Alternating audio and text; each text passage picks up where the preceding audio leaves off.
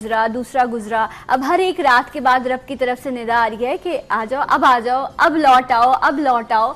लेकिन कितने मौके रब ताला हमें देते हैं, लेकिन उसके बावजूद हम जो है राह रास्त पे नहीं आ पाते। बिस्मिल्लाहिर्रहमानिर्रहीम।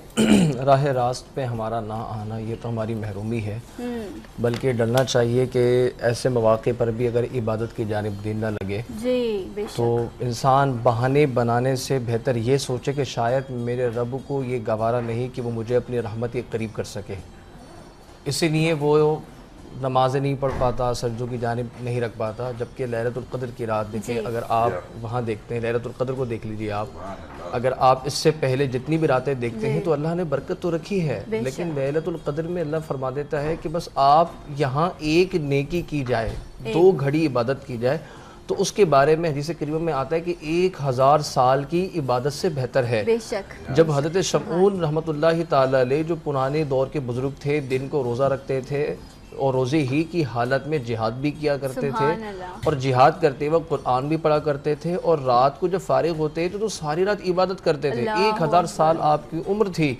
सहाबा ने जब इनका तज़किरा नबी करीम अलैहिस्सलाम की ज़बानी सुना तो क्या कि या रसूल अल्लाह, इतने मोतबर शख्स दिन में रोज़ा भी है, जिहाद भी कर रहे हैं, कुरान भी पढ़ने दौरान जिहाद, फिर रात को इबादत भी कर रहे हैं।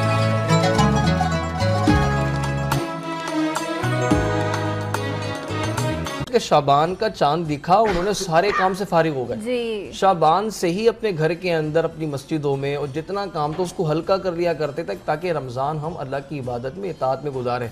हमारा हाल ये होता है कि जैसे ही चांद रमज़ान का नज़र आए तो हमारा दुनियावी लेवल जो होता है वो उरूज पर चला जाता है, नेकियों का हिस्सा कम हो जाता है। तो ये बड़ी महरूमी की बात है, हम अगर अल्लाह की जानिब नहीं बढ़ पा